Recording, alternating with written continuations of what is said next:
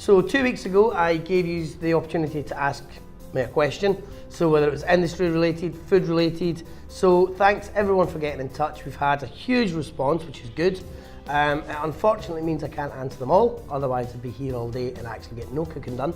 So we'll just shoot off with the first one, which is from Grant Hebbs. So you've asked, what can you do with English asparagus?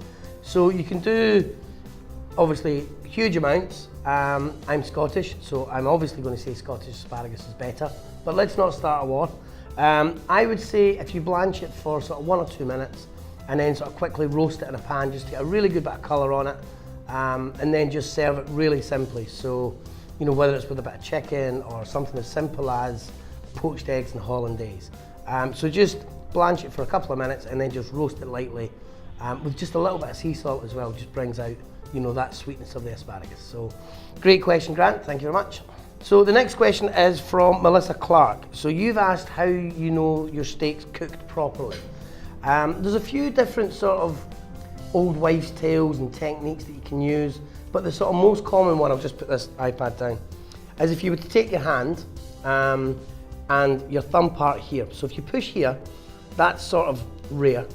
And then as you move through your fingers, gives you your different cooking temperatures. Now this isn't 100% accurate, it's just a guide.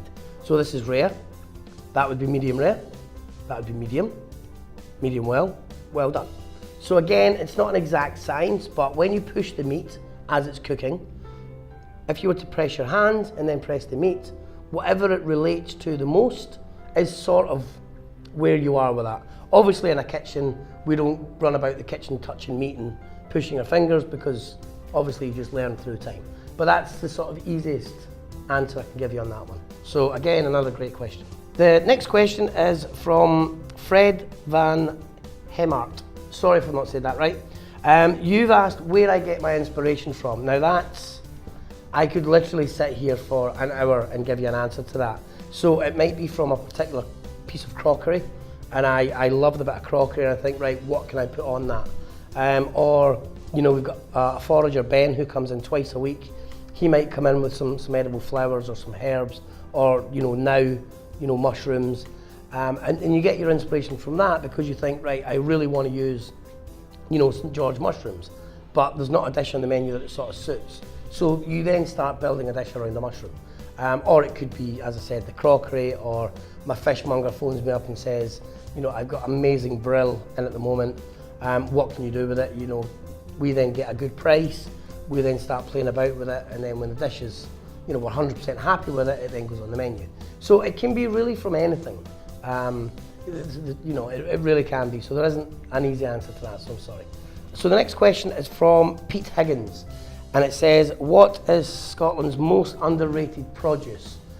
I think at the moment, sort of, Scotland's getting a really good, you know, support network from the media, from bloggers, from producers, from farmers. So I think it's more sort of producers in my mind rather than a piece of produce. I mean, one example is, you know, the girls that make the Hebridean sea salt. Now it's an amazing produce, but if we don't support guys like that, how can they ever rival the counterparts that are already well established in the marketplace? Or, you know, the girls up in Stirling that are making IQ chocolate. I mean, they're making bean to bar chocolate in Scotland. You know, chocolate doesn't grow in Scotland, but why should that mean we can't make amazing chocolate from cocoa beans? You know, chocolate doesn't grow in Belgium or France, but they're renowned for it. So, you know, we should really be behind these producers and really sort of trying to help them buying the product and really supporting them. I think if I had to find an underrated product, let's go with turnips. So much more can be done with turnips, or neeps, rather than just sort of mashing them, but we'll leave it there.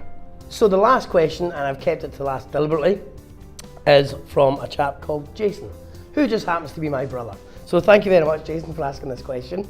And it's, when you gonna write a book illustrating food and techniques? Still looking for a publisher, Jason, so if you want to pay for that, then I'll write one tomorrow. Thanks, guys, and stay tuned. We may do another one of these.